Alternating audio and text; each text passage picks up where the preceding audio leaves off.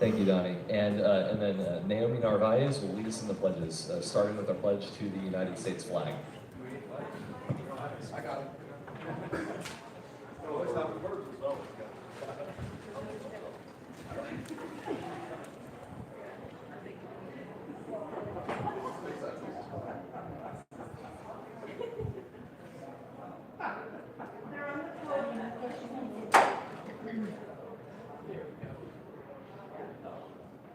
Please join me as we pledge to the greatest nation. I pledge allegiance to the flag of the United States of America and to the republic for which it stands, one nation under God, indivisible, with liberty and justice for all. On the Texas flag, I pledge allegiance to the United States, one state under God, one indivisible.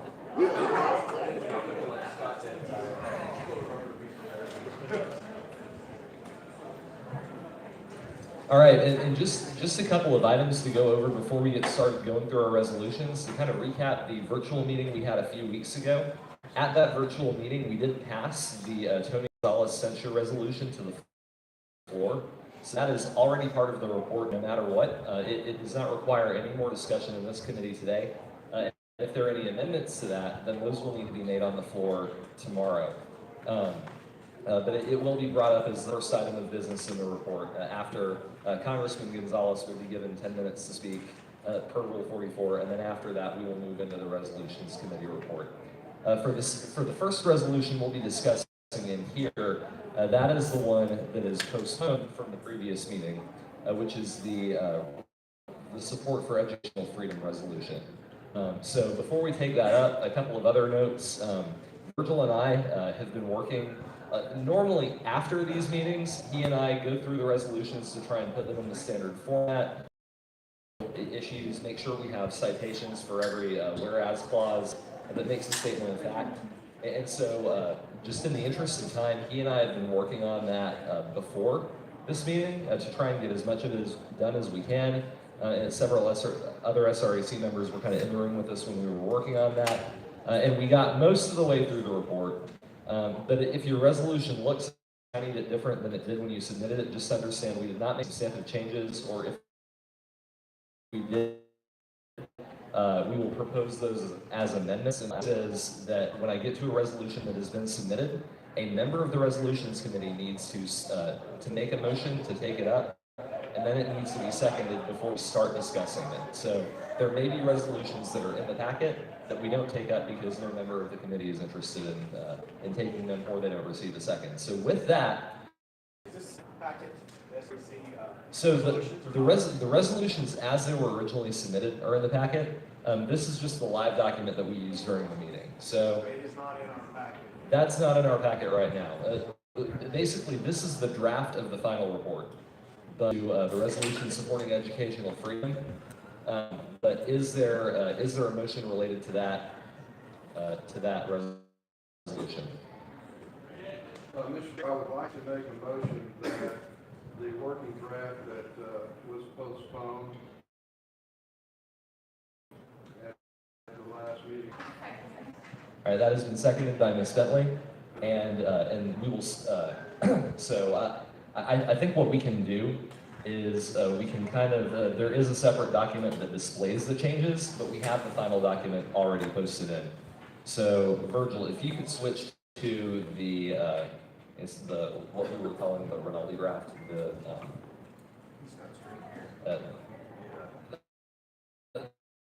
version with the highlighting. And basically the intent here, and this is an effort that I worked on collaboratively with several members of the committee, with Chairman Rinaldi, and basically the intent is to change the resolution so that it does not directly address specific bill numbers, except for there is a whereas clause that addresses SB 8 that is going to be submitted by the Texas Senate in Patrick's reserved bill numbers for priority legislation. So we do recognize that that is where a bill is going to end up in order to address his priority. But the Legislative Priorities Committee just met, and as part of the subcommittee reports, they did approve of SB 176 as an item of legislation that will be supported by them. And so in terms of resolutions, we're making sure that our resolution doesn't conflict with what the Legislative Priorities Committee worked on. So they have approved it as something that that will be stood behind by their committee. And so our resolution through this amendment would become a more generalized statement of support for school choice legislation, and obviously the language in the platform and protections for homeschool students and private schools as well. So, yes. Did the committee approve the legislation as is, or a committee That's a good point. So my understanding is that the committee, that Legislative Priorities approved, it had extensive discussions with Senator Middleton about SB 176, and that the committee is going to make the changes that were requested by them, like the protections that were requested, so that everyone can get on board with the bill. Is that an accurate way of saying that? We approved the committee substitute that is supposed to come out of the committee. Thank you. Yep, that's a fair point. So basically, as you can kind of see in here, and this document is a little bit of a mess, just because it is colorful. But basically, the first whereas clause, which addresses the legislative priority, is taken out. We have added in a whereas clause discussing the 88% of Republican voters who voted to support education freedom in the Republican Party primary. Most of the other whereas clauses are left the same. And we do have a footnote for the 32 states in Washington, D.C., so that's part of it. And then if you keep scrolling down,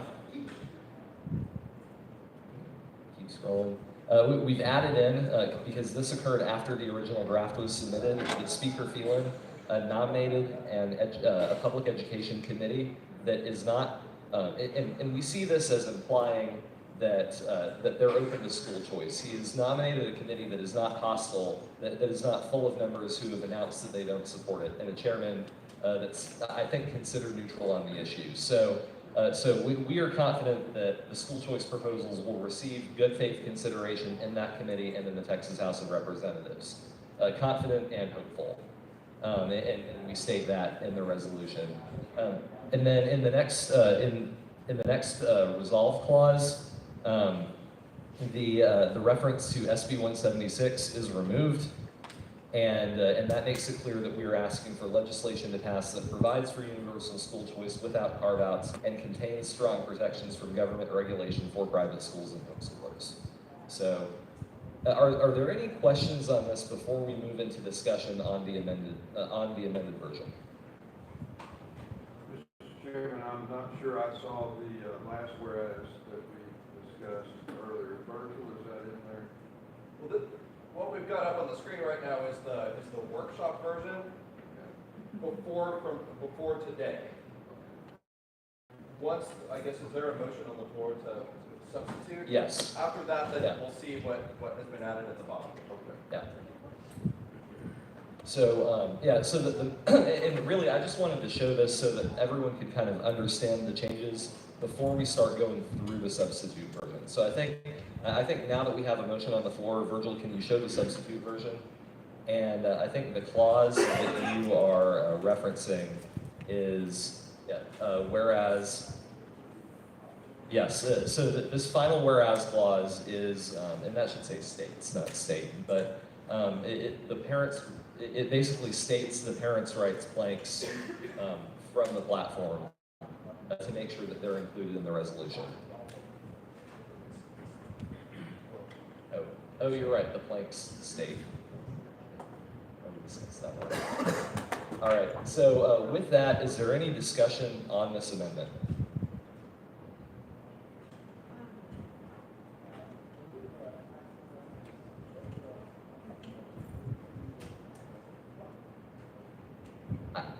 I don't hear any for or against, so we can go and move into a vote. All in favor of this amendment, please say aye. Aye. All opposed, say nay. All right, that passes unanimously by vote. Is there any further discussion on the resolution?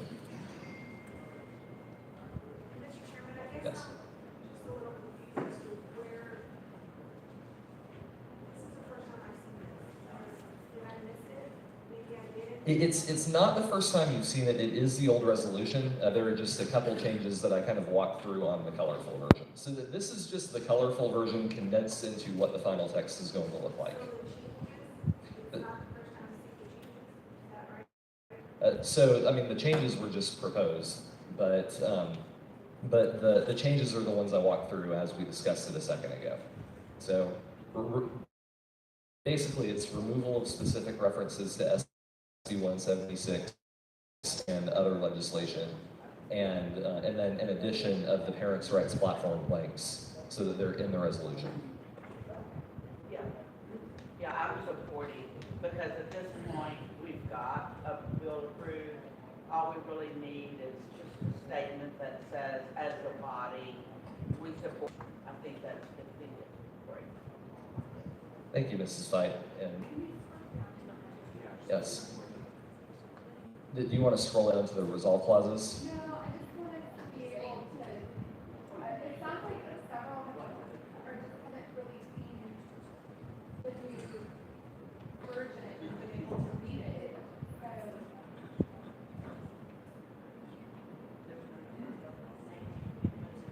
Okay, is there any other text that you'd like to see? We already voted on it. Yeah. Well, that's below the order. That's the first one. Yeah. So the only things in here that are actually new and are not deletions are these three whereas clauses, okay? So whereas Lieutenant Governor Patrick designated SB 8 priority legislation pertaining to empowering parental rights, including school choice, whereas Speaker Dave Phelan has applied through his appointments of the chairman committee members to the House Public Education Committee who support or are open to school choice, that school choice proposals will receive good consideration in that committee in the Texas House of Representatives, and then the restatement of the parental rights platform. I don't think it's possible. Okay. Could we include part of the priority language, which basically says that we support no strings attached? Because it's not in the plain language, but it is in the priority language. So while I'm open to that, the intent of this amendment was to remove references to the Legislative Priorities Committee and basically make sure that what we're doing doesn't overlap with what the Legislative Priorities Committee is. So I don't know whether it would be in order to consider that, but I think that would kind of reverse the intent of the amendment that was made. Mr. Chairman, I'd like to be able to speak to that directly. That is, in part, the reason for the restatement and the re-emphasis on drawing attention to blanks 101, 102, and 103. Specifically, 102 speaks to no strings attached. Yes. When you literally say, no regulation of homeschooling or private school curriculum, that covers in a more concise way the concept of no strings. And I'll also point out that Platform Plank 101, Virgil, if you scroll up a little bit, oh, not that much. All right. So Platform Plank 101, Texas families shall be empowered to choose from public, private, charter, or homeschool options for their children's education, and the funding shall follow the student without strings attached. So we also support tax credits and exemptions for education and choice within the public school system. So the legislative priority and the platform, this doesn't always happen, but it did happen this time. The legislative priority and the platform have the same language when it comes to that. So I think we're still consistent. All right, any other discussion on this resolution? Quick question. Yes. Can you please tell me what it looks like when the funding follows the school without strings attached? So that is an item of considerable debate over the past months. I think what we've come up on is that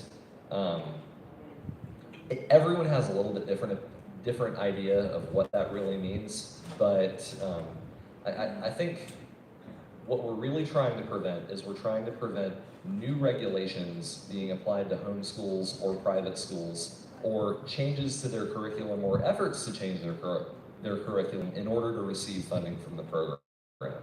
And so what we want to see is we want to see a school choice proposal that has protections built in so that whatever entity is administering the program, under Maze's bill, it's the comptroller's office, but whatever entity is administering the program doesn't add conditions to whoever is receiving the money in order to receive it. What would not be captured under strings attached is just basic regulations that make sure that you're actually spending the money on education, right? So, because I know there was a lot of discussion about that as well. Having a rule that you have to spend money on education, or even with particular vendors, is not a string attached, as long as it's not attempting to change what those people are doing. So it's just a sanity check, right? Like, we don't want people taking the money and spending it on a big screen TV. So that's not an unacceptable string attached. That's just managing a program effectively. And that, I think, is the difference. But obviously, as these bills move through the legislature, it'll be a constant discussion with them to make sure that that aspect of the program is followed. And then the other aspect that I want to emphasize that we're asking for in this resolution that hasn't gotten as much attention, but might as we start really getting into the sausage making, is universal school choice. There's going to be a lot of discussion around carve-outs, and do we allow people in rural counties to use this? Do we apply it only to students who are above a certain economic, or who have certain economic conditions or special needs? And the answer is no. What we are asking for here is universal school choice for every student, for every family in the state of Texas. And that's something we need to be steadfast about as we go into the process. So, anyway, any other discussion? All right, are we ready to move into a vote? No, well, we voted for the amendment. Now we have to vote for the entire resolution. Yeah. So I'm not hearing any objections. So all in favor of passing this resolution to the floor for a vote, please say aye. Aye. All opposed, say nay. All right, it passes unanimously. And seriously, thank you to everybody who was part of the process, because it was a long process of getting us to a point where we can all agree and feel good about this. So I think everybody did really good work between legislative priorities, people who were in close communication with the senators, and committee members. I'm very proud of what we can accomplish here. So with that,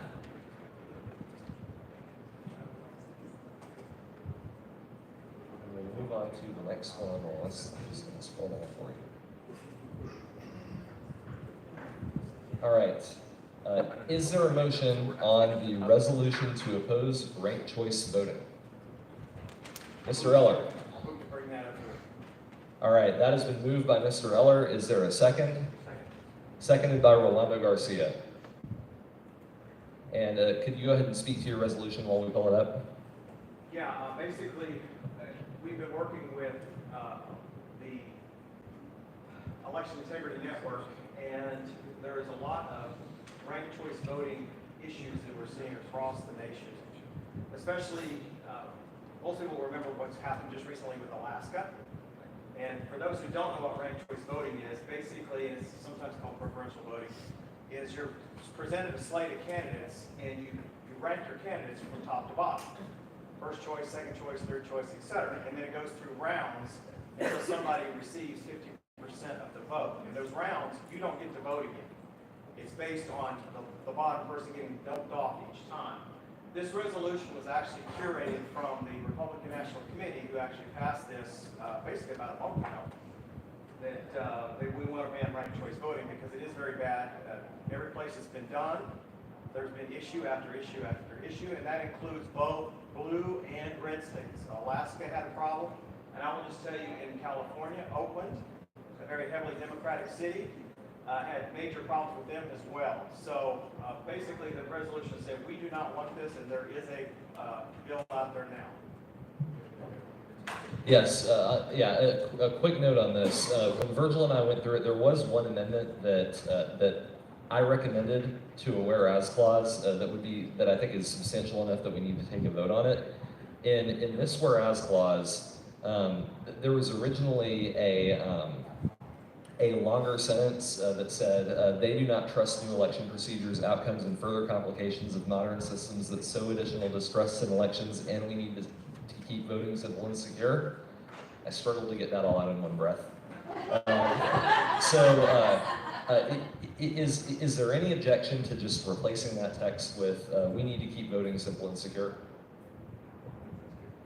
All right, hearing none, we will adopt that as an amendment to the resolution on the floor. And then one other important thing to point out, and I think we reworked this sentence, we didn't make a big amendment to it. I don't think leading to instead of resulting in, that's not a substantive change. Mr. Chairman, I have no yes. pride in authorship. So All right.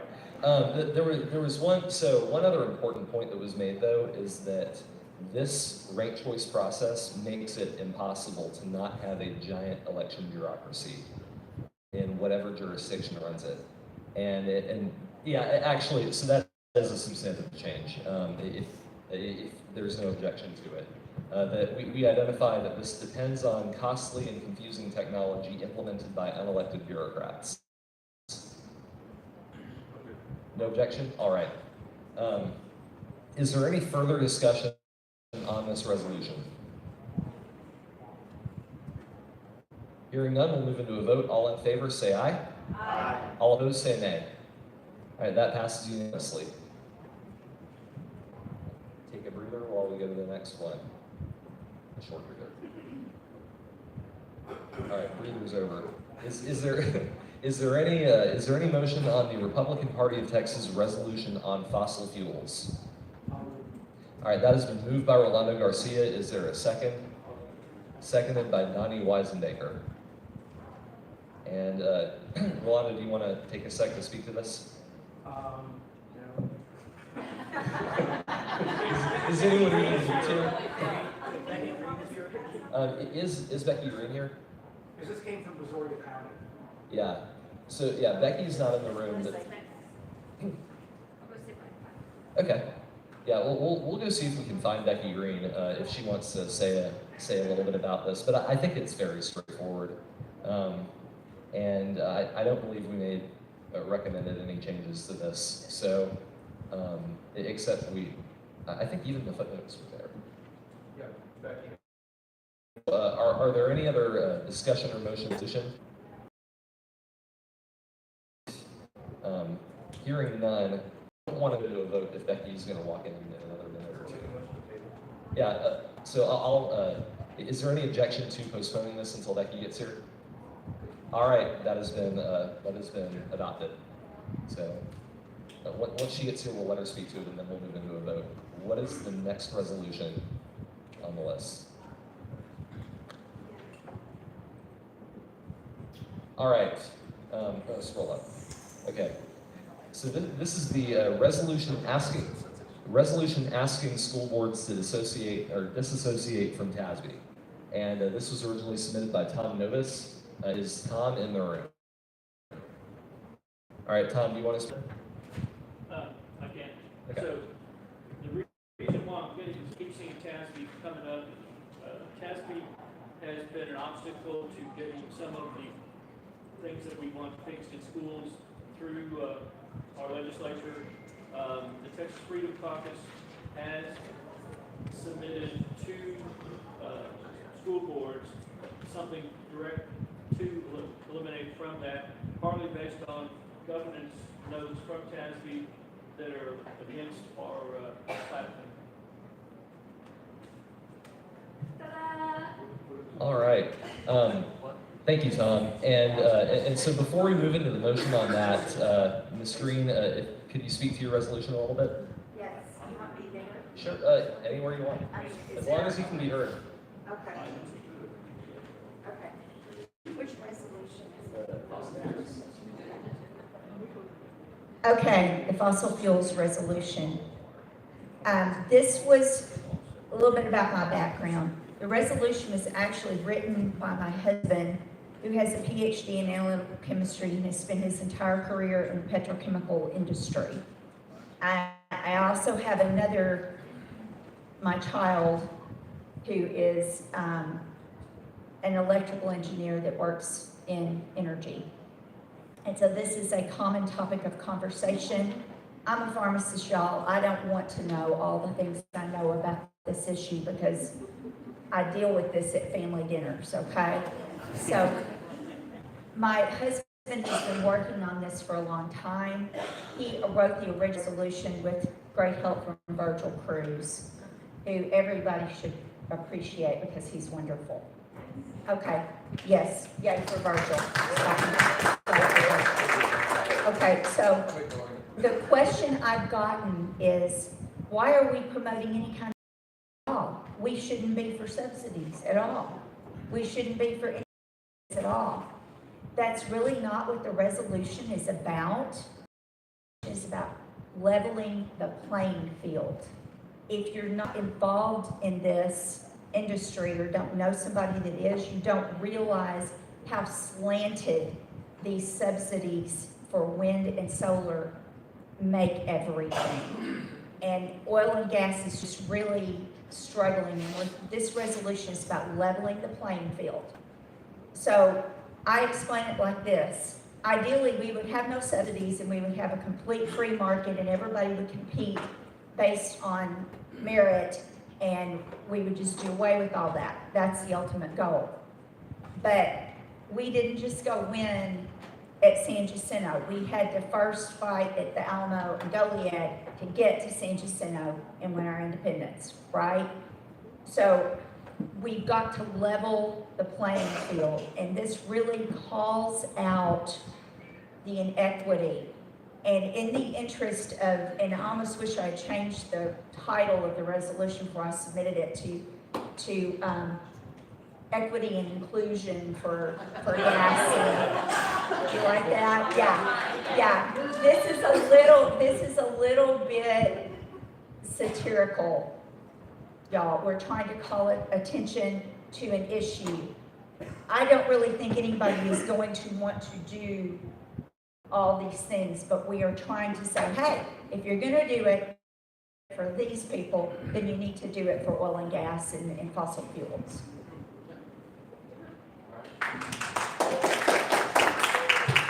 Thank you so much, Mrs. Green. And with that, we will move into a vote on this resolution. All in favor of adopting this as part of our report, say aye. Aye. All opposed, say nay. That passes unanimously. Thank you so much. And I guess picking up where we left off on the next one.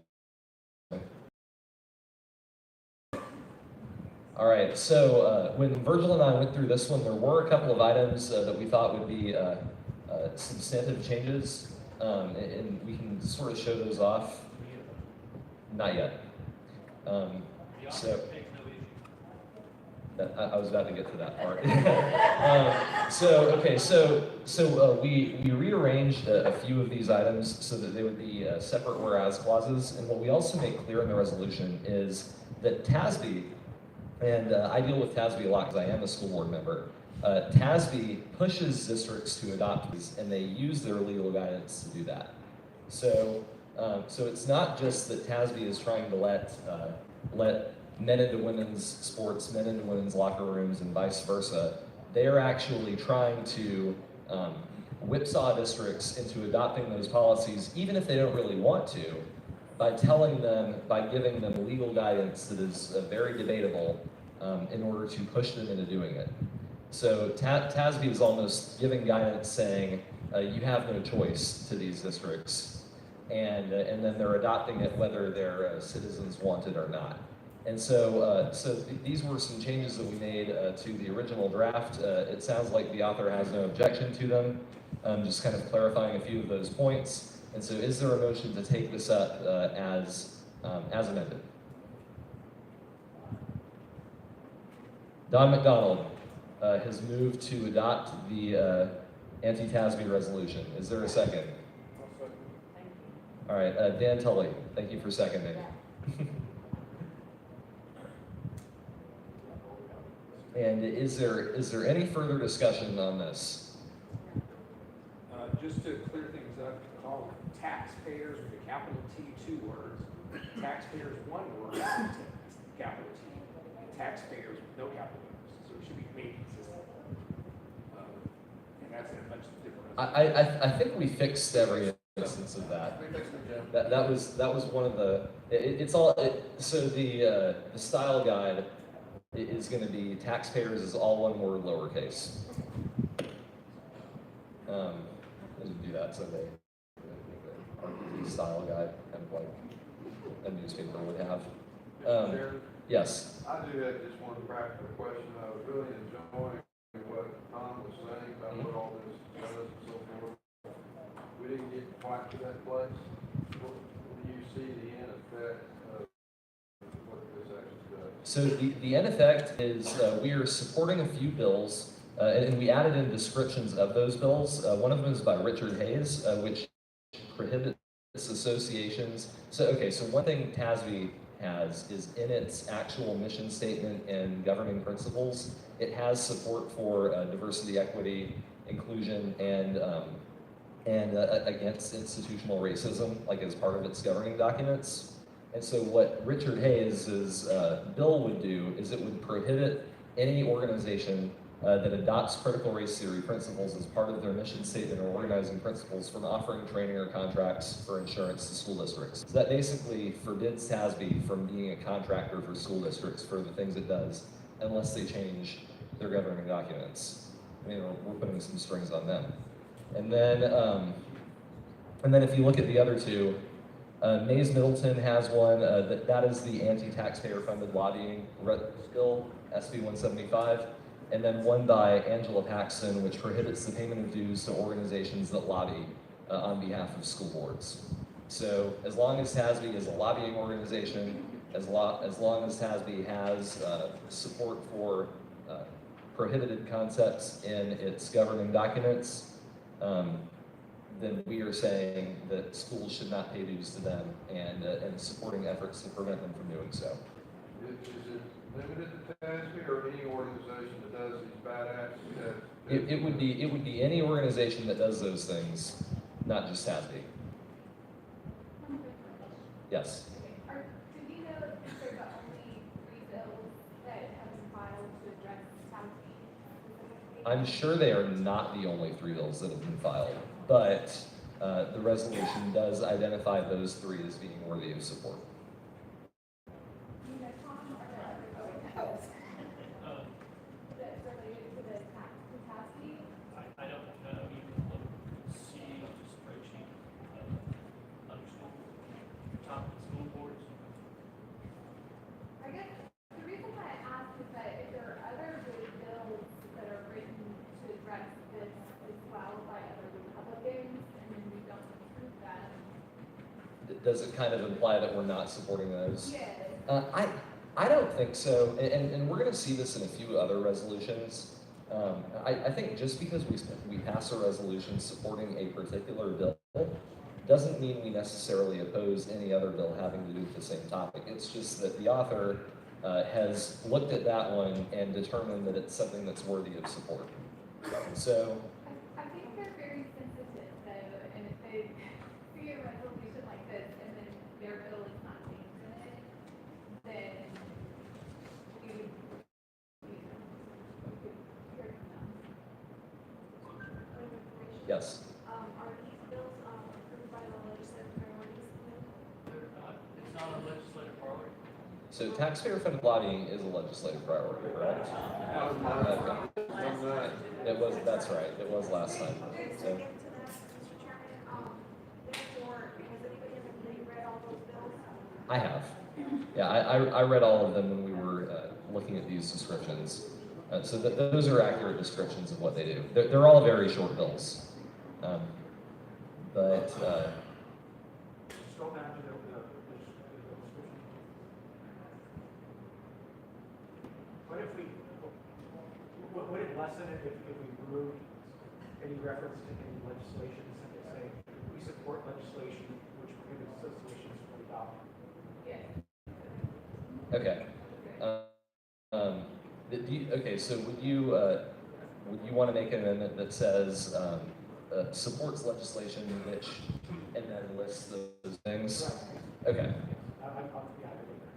All right, that motion has been made by Rolando Garcia. Is there a second?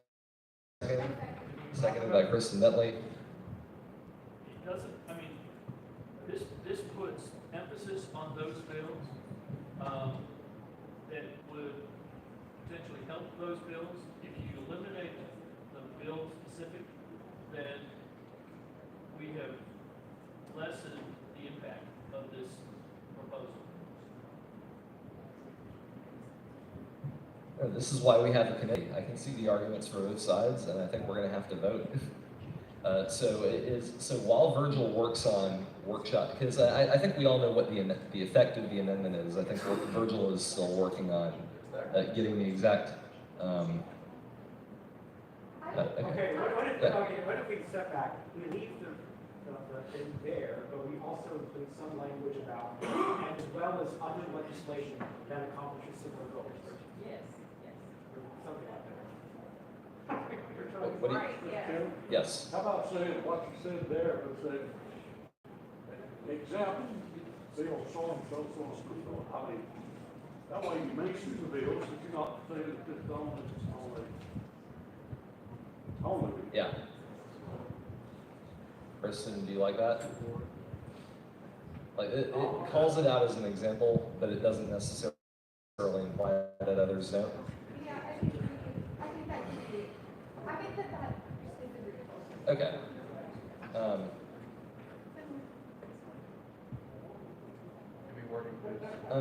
What if we said supports legislation such as, and then lists, and then keeps most of the rest of the language the same? Does that cover it?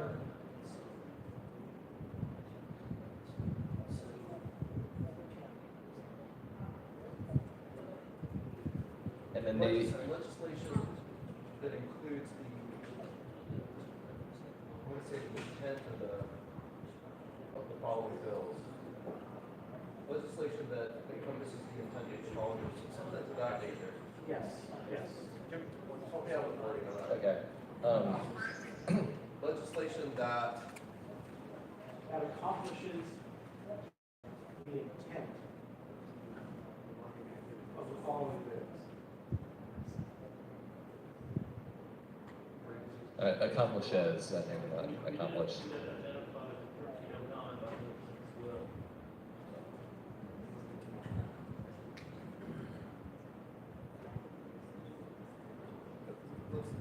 All right.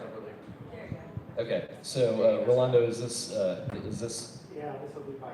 good? Is this your amendment? Yeah. All right, Can we make a comment? Chairman? Jim, you may make the comment. So that we are trying to get to a target, what is the reason these bills are even mentioned in the resolution? I mean, what's the goal of even mentioning it? Maybe that'll help us craft the language.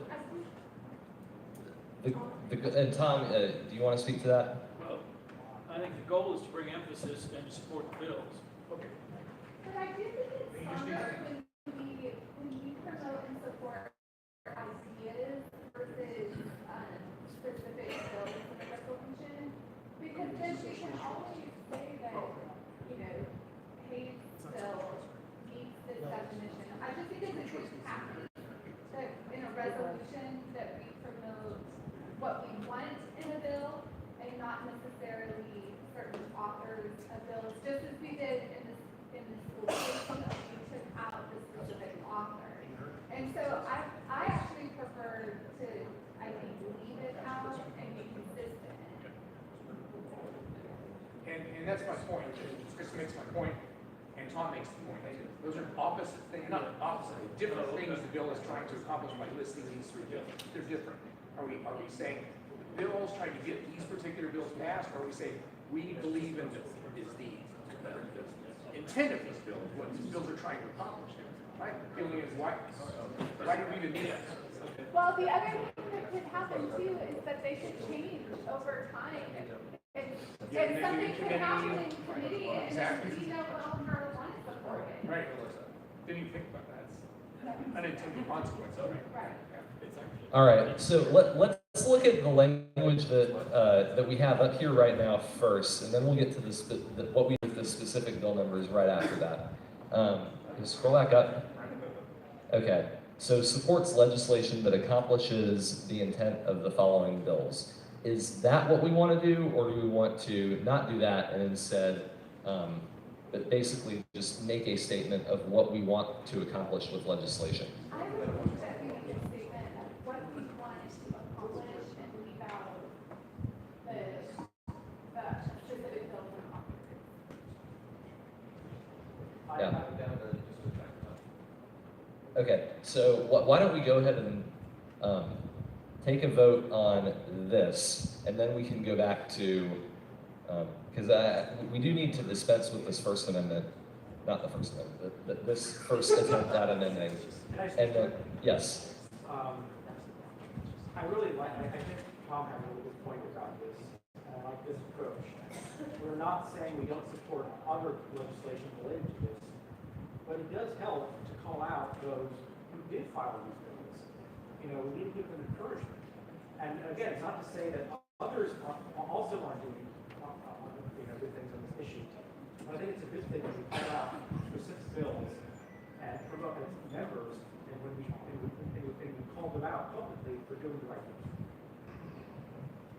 Thank you, Rolando. Chris? Just a point of information, I'm curious if in front of the word intent, we could just put the single word stated. That keeps us from declaring what the specific intent of the specific bill is. It speaks for itself in whatever form it ends up. Is there any objection to that change? I see none, so that will go ahead and go in. Is there any further discussion on this amendment? All right, we'll now move into a vote. All in favor, please say aye. Aye. All opposed, say nay. Okay. That passed. Yeah, that was just the language. So, yeah, yeah. All right. Is there any further discussion about this resolution? All right. I don't see any further discussion about this resolution, so we'll now move into a vote on the overall resolution. All in favor, please say aye. Aye. All opposed, say nay. All right. That passed unanimously. That's what we'll put in the record.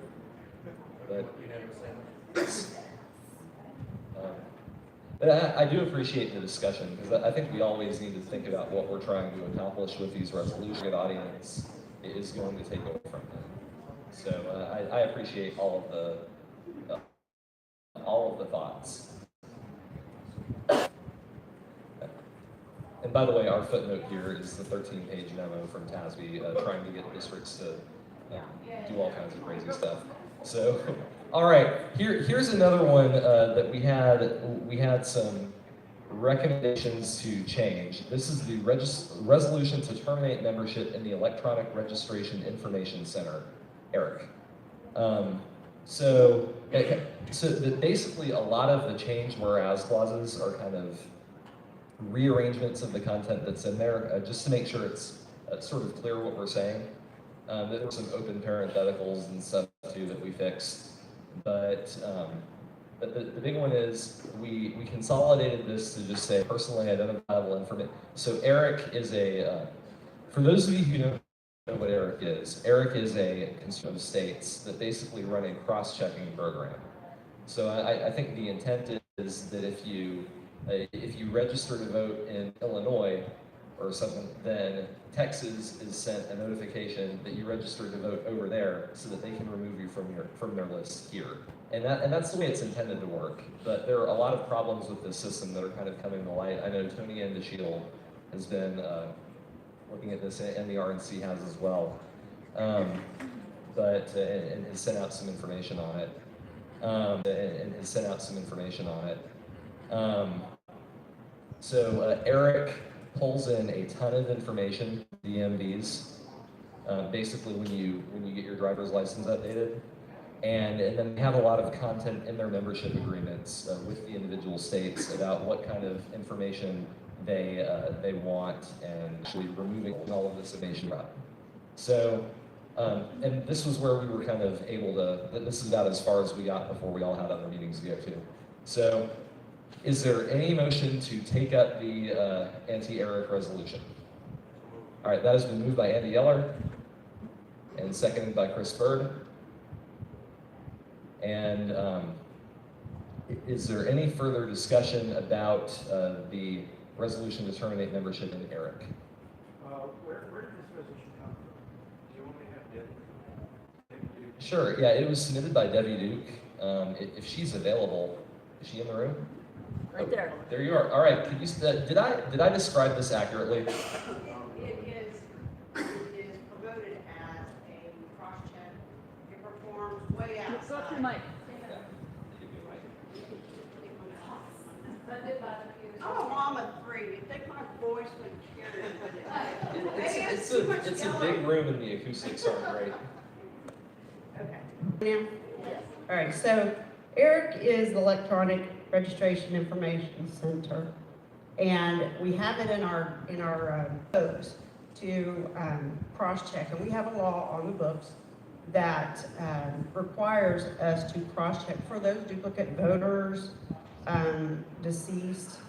That's what exists right now. ERIC requires voter registration. So kind of in a cost-benefit analysis to let you know what that looks like. We originally got in a program in 2015 when that law came on the books, which was free. But now that program's gone, cost us to get into ERIC. ERIC costs the taxpayers $1.5 million that they fund to that. And $1 million of that is spent on voter registration from a list that comes from ERIC. And that's from all of our DMV information, our active and inactive voter rolls. Also, social agencies that are required to do voter registration, they have to send that information. So they send the state back a list and they have to contact 95% of this. So that's where the major cost is. So I think that it's safe to say that's where, you know, the focus is for them is the voter rolls. And it's already got up there. It's a plank in our current platform. And I would add that there are 3 pieces of legislation out there. Hall, which is SB 399, Hughes, which is SB 1070, and Jeton's carrying the companion, which is HB 2809, and I would add those on there. So, extreme concern for what we call PI, which is your personal identifiable information. If somebody doesn't have my social security number and my driver's license, they can't quite peg me down. With that, there is no doubt, and we think that should be protected information. So I can answer any more questions, but I tend to get down in the weeds with the ERIC topics. Yes. Could you provide some insight to the reasons why a number of states have already exited from ERIC, and also why this is actually not a consortium of states? It's actually 501c3, Correct. where it's not been able to be verified, they have employees, and it's not run by states, it's a consortium you would expect to do, not managed by the states Right. or any of that kind of stuff. Correct. It is a 501(c)(3). There is a problem with us. We can't FOIA the information that we can as citizens any longer for our voter rolls. because of engagement with a 501(c)(3). Puts a wall up there, or we can't get to that information. What was that, Louisiana, which were from Eric in January of 2022 for concerns over their citizens' private information being sent to a third party with no controls on it and no audits on it. And so that's where our information is going. There's a huge grassroots call for us to remove from Eric. What was the other part of that, Chris? Just the other states and why they are in fact withdrawing. I think there's some strong, fact-based suspicions that it is a domestic, national data warehouse where any particular election at any particular time can draw any kind of name they may need to and send it right back to the machines. And that says it. Alabama is withdrawing for the same reason as far as privacy concerns, and just, this is a bank of data, our data, and our, since we're doing DMV, it's everything from your 15, 16-year-old that have gotten their driver's permit, you know, onto us individuals. It's all that information compiled together. And going into a permanent database that we don't have any controls or any audits on. So we do have documentation of it being provided to third party, which is SEER, and we have those emails that we know that was sent out. And they use a Senzing is another third party, which is an AI company. So 3 employees is what we've been able to find on an I-90. So anyway. Thank you so much, Ms. Stuke. And can you share the bill? Is there any objection from the committee to including this phrase? We support legal and legislative efforts, including SB blank. We need those numbers. Don't walk away until we've got them. Submitted by Senator Bob Hall, another SB submitted by Senator Brian Hughes, and HB by Representative J.C. Jaton to this resolve clause. Is there any objection? I have no objection, just a point of information, right? Yes. The word including, you might consider putting in without limitation. Including but not limited to. Well, without limitation. Including without limitation. All right. Including without limitation. I like including but not limited to. I'm not a lawyer, so that. I know it's more words, but they're. I think Virgil overruled us. Virgil gets to overrule. Yes. We have that here. Are these all bills that were approved through our committee? Yes, they are. Yes, they are. So these went through the legislature. Did these go through the election integrity subcommittee? Yes, they did. Perfect. All right, is there any further discussion on this resolution? Hearing none, are we ready to move into a vote? Nobody's nodding. No one's talking either. So all in favor of the resolution, please say aye. Aye. All opposed, say nay. That passes unanimously. And we will move on to the next one. We're making good time.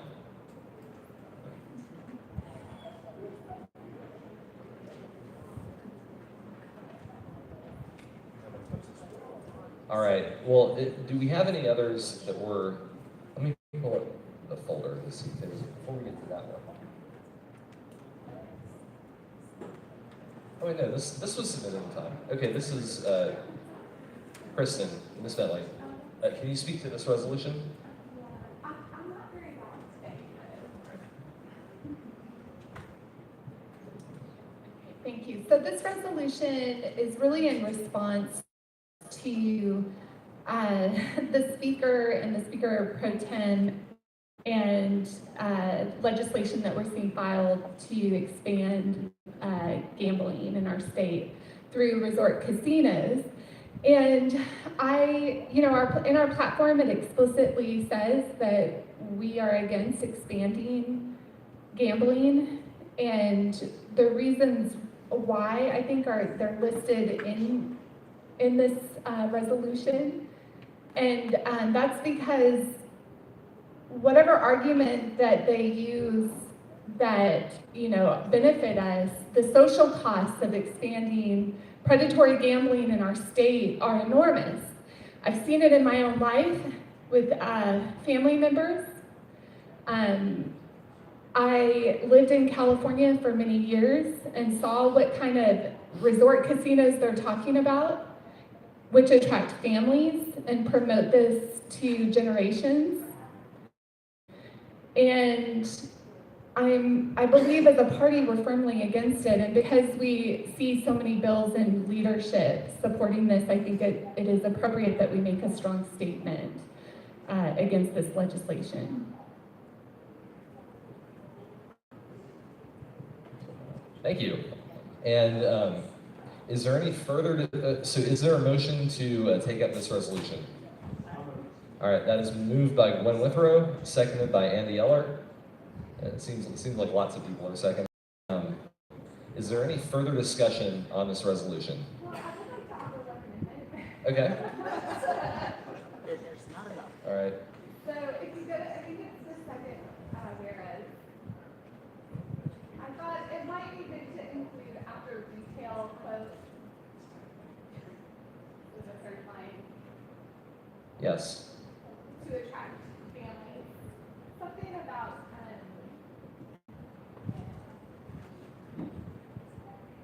And that's out, so does that quote come from somewhere? Like, is that quoting a bill, a press release, anything like that? Just because it is in the quotes, so we want to put a footnote on that too. I think it does, Okay. but I can't recall. If you find it, let us know, because, Could it be yeah, we can edit it to include that. their website, the ones that are promoting? It might be. Let me, Do you want to let? yeah, Yeah. I'll see if I can find you a Yeah, footnote. and we don't need to do that right now, but if we find a good quote that accomplishes the same intent, I'm sure it would be well taken by the committee for us to put that in.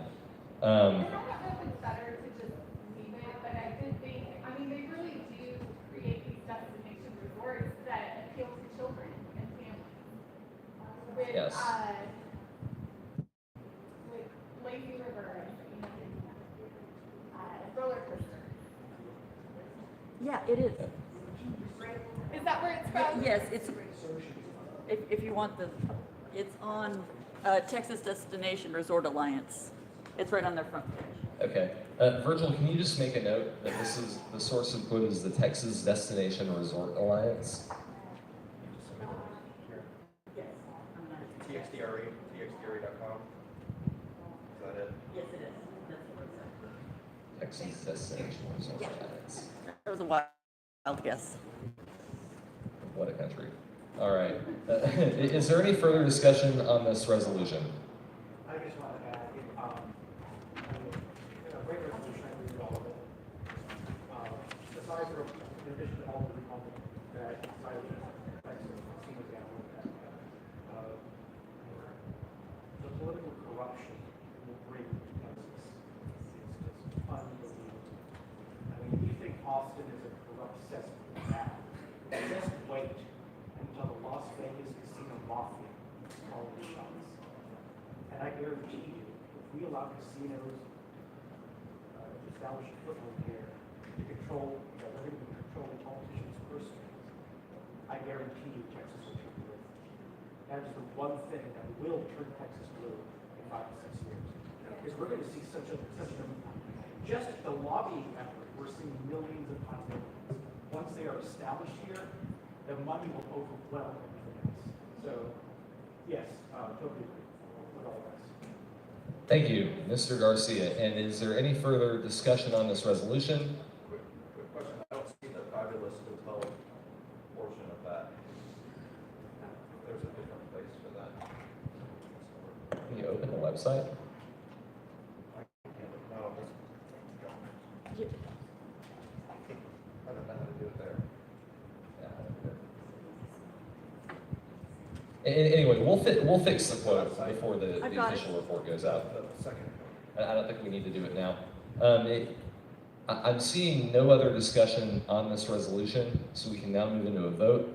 All in favor of adopting this resolution as part of the report, say aye. Aye. All opposed, say nay. That passes unanimously. Thank you.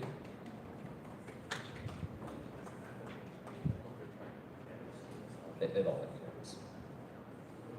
Oh, that's, it was Charlie Garen. Oh. That's where it comes from. Okay. He's Well, quoting. we will cite that quote in the, it'll be footnoted to the speaker of that quote. He's quoting this. All right, what's our next one?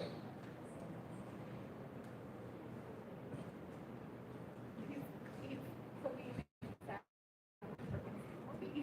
All right, this is Yeah, the it's a- resolution calling on city It's council exactly candidates to perfect. oppose taxpayer-funded lobbying. Okay. Who is that submitted by? Thomas Warren. Is Thomas in the room to speak to the resolution? If he's not, well, we can wait on him unless someone can track him down, but is there someone who can make a motion to take this resolution up? All right, that has been moved by Rolando Garcia, seconded by Gwen Withrow.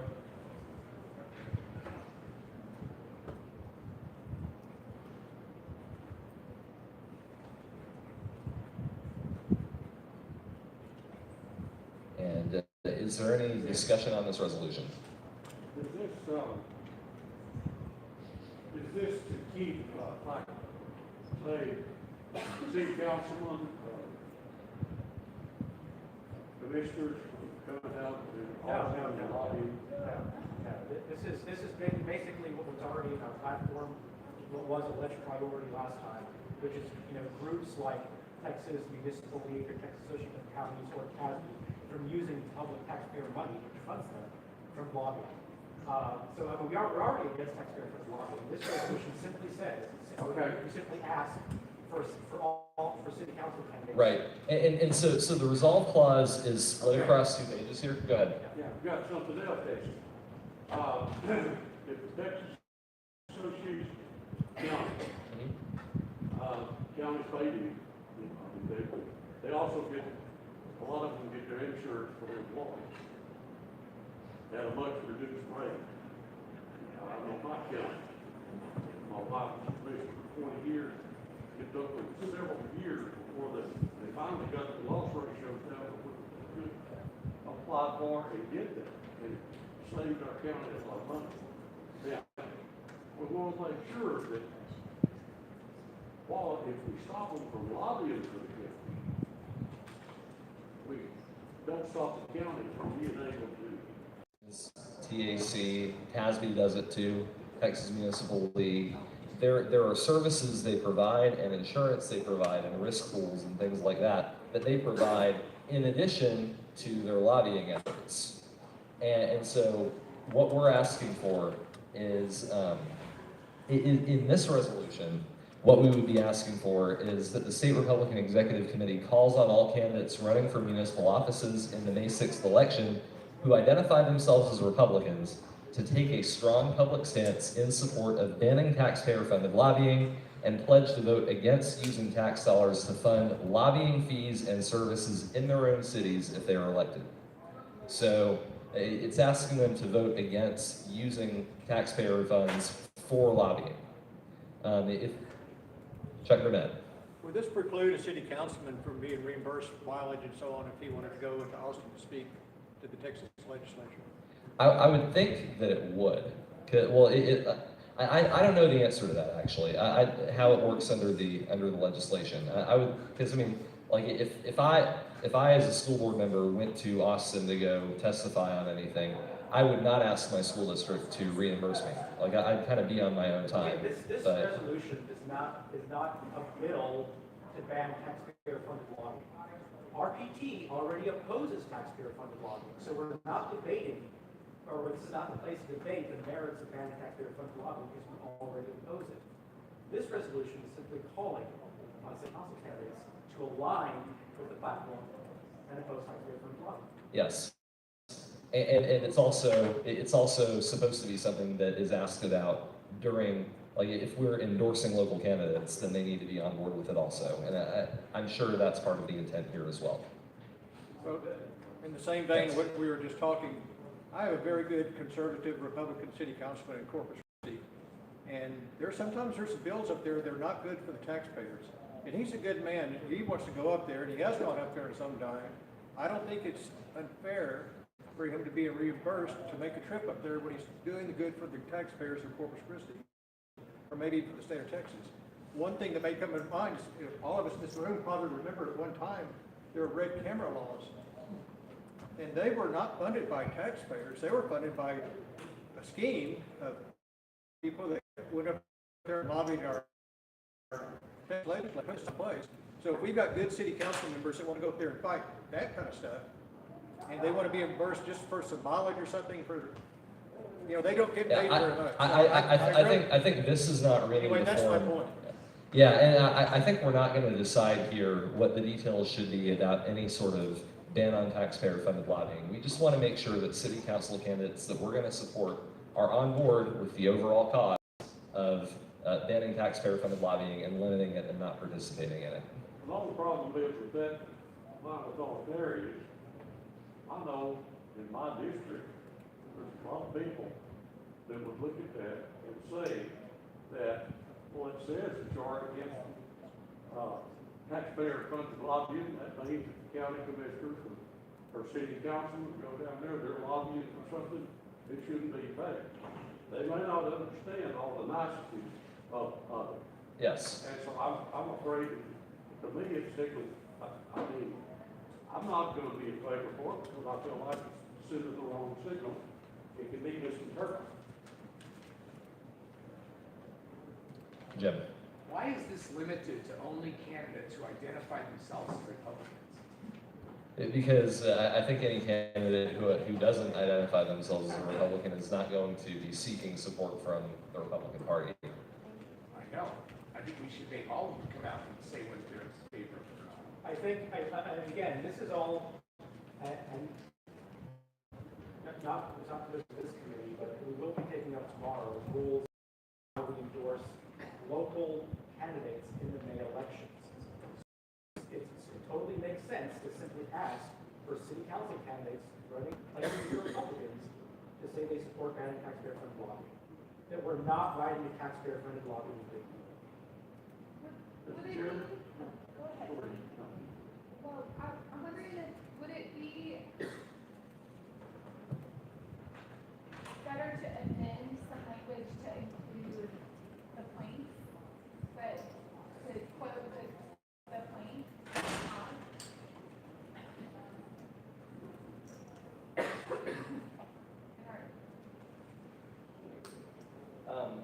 I think this would be the place to do it. There is a whereas clause that addresses the platform, but if you want to amend that to add in maybe as an indentation, yes, the specific platform language, I'm sure that would be well taken. I bet Virgil's already pulling up the platform to. Yes. Mr. Chairman, I vote to postpone this such time that the Rules Committee makes clarification. No, there's no, well, first of all, if we vote, we're not going to meet again before the May elections, so this will be entirely moot. And there's no rules clarification required. We're not writing legislation. No other SREC committee is going to be writing, taxpayer-funded ban legislation. There's really nothing. There's nothing to be. Yeah. There's nothing to be clarified. There's nothing to be. There's no rule to be ruled on. What I mentioned that's going to happen tomorrow is not related to this issue. It's about endorsing how RPT endorses local candidates. But that's not directly related. But it is indirectly related because this is an important issue in city council. Right. I think this is more about what questions Rolando's committee is going to ask of candidates who are seeking a Republican endorsement. And by the way, we already approved at the previous meeting. This question is on the application for the RPT endorsement. If you want the RPT endorsement and you're running for city council, you have to answer this question. So, Does this only apply to city council? It doesn't apply to other local? correct me if I'm wrong, Rolando, this, yeah, not with that.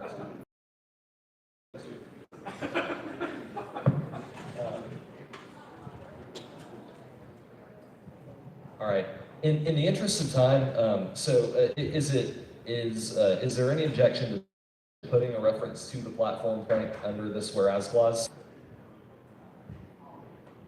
I don't hear any. Okay. Do they want the site, or do they want the whole thing quoted?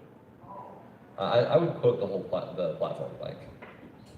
Yeah, and then, because I think the intent with this too is the local government committee could give this to candidates who are seeking our endorsement and make sure they read and agree with it.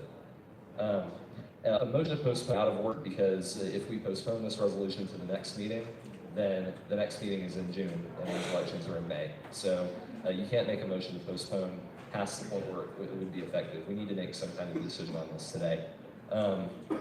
Is there any other discussion on this resolution? Well, where would be the appropriate place to include school zones? I have a sarcastic answer. in your application that you send to school board candidates. I'm joking. I think this resolution is written to address municipal, and it specifically calls out municipal governments, city elections. So we could add school board members if we want. I know that'll be asked anyway, but I think I think just in the interest of not reworking the entire thing. I'll do it on the floor. Does everyone enjoy that? Yes. I'm wondering if the committee would object to. How loud I don't know how loud I am. Would the committee object to cutting the just whereas at the point where it mentions the platform and then creating a new whereas on the legislative priorities? I think it's just easier formatting wise to do it that way. All right, is there no objection to doing that? I don't hear any objection. All right. And is there any further discussion on this resolution? All right, I don't hear any. All right, all in favor of passing this resolution to the floor, please say aye. Aye. All opposed, say nay. All right, that passes unanimously. And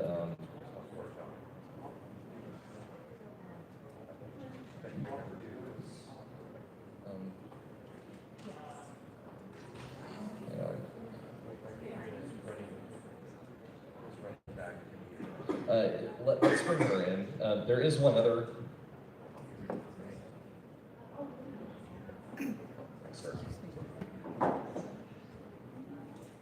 So the only other resolution we had submitted was from an individual who submitted the. It's not in the lab document, but if you can go to the folder, it's the. This is the resolution to prosecute treason and mass murder. Is there any motion to take up this resolution for discussion? All right, I don't see any, so we'll move on. So Becky Green did submit another resolution. It was a little bit after the deadline, but we can as a committee suspend the rules to be able to still take it up, and I think she is on her way to talk about it. But is there any objection to suspending the rules to allow for Becky Green's resolution, which addresses specific vaccine mandate bills? When? All right. Gwen Withrow has made a motion to suspend the rules to allow that resolution to be taken up. Is there a second? It's been seconded by Kristen Bentley. Is there any objection or any discussion on that suspension? I don't see. All in favor, say aye. All opposed, say nay. All right, that passes. When we have votes, you have to speak up.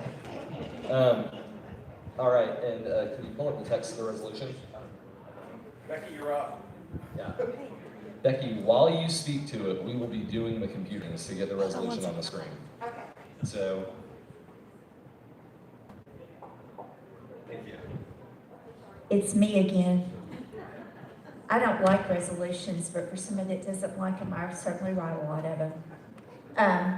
I am the chairman of the special committee on vaccine mandates.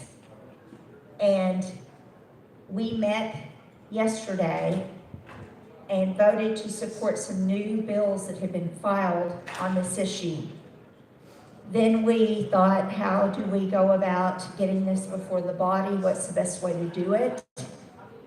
I called your chairman, Mr. Bowen, and we decided that this was probably the most expedient thing to do.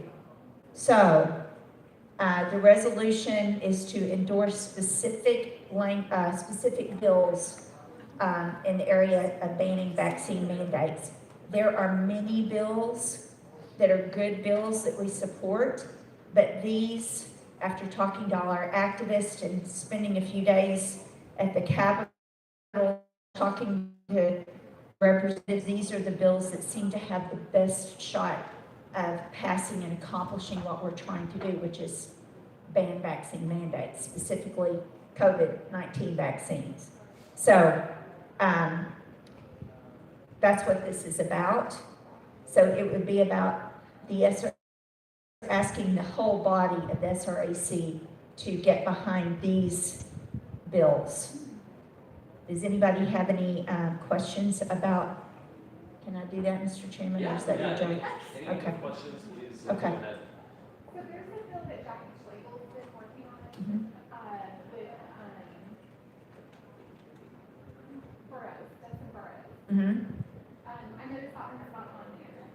There are a lot of them that aren't on there. I just sent a list to Tom Novus of all the bills that we're watching. I've talked to Jackie Schlegel. She's somebody that I have talked to about this. I learned about SB 124, 125, and 126 from her. She told me about them before they were filed. We are not saying that we don't endorse all these bills. It's just that we don't have the bandwidth to, there's so many little ones, and these bills are comprehensive. They're probably, after talking to members of the legislature earlier in the week, these are probably all going to go to committee and sort of get thrown in together. And so I'm not sure about the boroughs bill, but it doesn't mean that we don't. Are you opposed to adding that one to the list of bills here? Our committee would have to meet and vote to endorse that bill. So I'm not opposed, for the committee to bring it forth. Can that be added from the floor?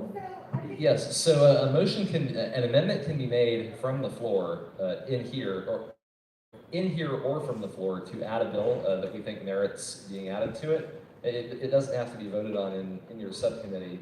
However, I would hope we would not add a bill that was not supported by your subcommittee. So I think with that being said, if there's a motion to add it, we can take it up and look at it. Well, I would motion to add it because I know that the bill, it's something that Jackie Schlegel has been pushing for years, and it's a good bill. But again, well, and you bring up a great point in that we've already debated, and I don't want to belabor the previous debate, but when we are picking and choosing bills that we're writing in a resolution that will go out in press releases, then it becomes problematic because we're picking winners and losers, and then there's a lot of debate around groups. Well, I'm just saying that I believe that we should, in our resolutions, I prefer the approach that we identify what we want to see in a bill and identify the things that we support rather than choosing specific bills. Okay, so is the motion to add Dustin Burrows' bill, and what is the bill number? I have to. I think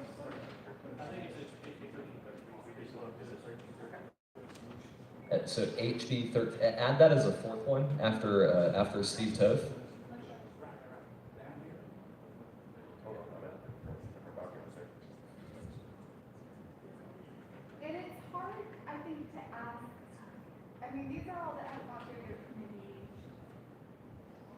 but, I mean, we're taking this up in new business, so we haven't had time to look at any of this.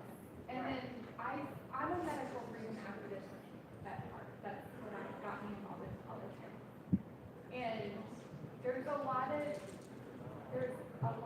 drama around two vaccine organizations. And I'm aware. I know you are. So I just know that this one bill by Burroughs was a big deal to Jackie Schlegel, and I support it. But I'm not tied into all the numbers, and so I need to look it up. This bill is to do a study on effective vaccine. That's the one. Yes, Okay. yes.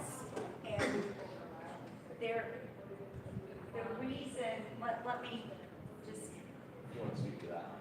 the reason that we chose these bills is, well, for instance, H.J.R. 114 is simply a constitutional amendment that says Texans cannot be forced to take a vaccine. I love it. Yeah, I love it. It's a long shot, but why would we not support that? These whole course bills are really, in my view, an effort to take all these, there's a ton of them. But yours are all focused on mandates, or are all of the other bills, all the bills listed besides 1414 now, are they all focused on mandates? They're focused on mandates for the, yes. Then that makes sense to not include 1414, because Right. that's not focused on mandates, that's focused on, you know, other, right, yeah. So with that, I believe the amendment was like, you made an amendment, but we didn't, okay, it's withdrawn. Okay, so is there any further discussion on the resolution as a whole? All right, seeing none, we'll now move into a vote. All in favor of adopting the resolution as part of our report, say aye. All opposed, say nay. It passes unanimously. And is there any further business for the committee? When we had the Zoom committee. Yes. meeting, I had to miss part of it. You made mention about who's going to pass some rules. Oh, standing rules. Yes. That didn't happen in that Zoom committee. So, and Chuck, correct me if I'm wrong about this, but I think the plan was for the rules committee to pass those as a bylaw, right? It may be, Yeah. Okay, so what Donnie's talking about is we've been looking at proposals to adopt a standing rule around how resolutions can be submitted to the committee. And so, Chuck, I know you were having some discussions with Steve Evans about that. Do y'all still want the resolutions committee to adopt a standing rule, or do you want to adopt it as a bylaw change? We want to adopt it as a bylaw change because the standing rules aren't published anywhere and the bylaws are. Standing rules for the SREC are in the same document. Standing rules for committees or I don't, standing rules for committee, so we have standing rules as a resolutions committee, but I don't believe they've been adopted into the same document that all of the other standing rules are in. They're not there. Yeah. I'm not sure if that's gonna be taken up today. If we have time, it will, but we've got a lot of other stuff to do, and it's probably gonna be towards the end. Okay. It may not happen today. Okay, well, yeah, I think let's let the rules committee take the first crack at that. It sounds like that's well taken by Mr. Pickle, who is part of the rules committee. I actually am as well, but I won't be able to be at the meeting, but it will, let's let them take the first crack at it, and then if we think we need standing rules after that, then we can adopt them at the next meeting. Is everyone okay with that approach? All right, and again, that's around people other than SRECs or CECs being able to submit resolutions. So far, the only one that met that description that was submitted for this meeting was the one that we didn't take up. So we didn't take up. So that's the ultimate stopgap, right? Is just because something's submitted doesn't mean we have to consider it. So in that case, we did not. Anyway, if there is no other business for the Resolutions Committee, I will call us adjourned at 2:54 p.m.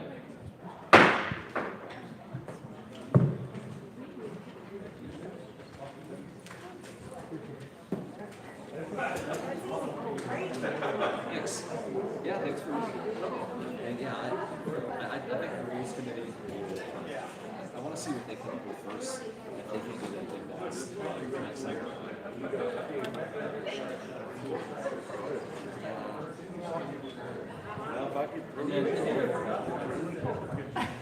yeah, and then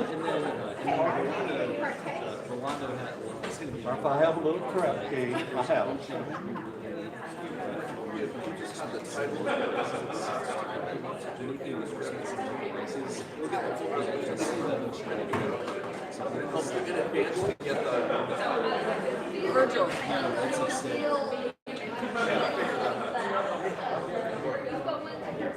Okay, so we're good. I'll get that to you now.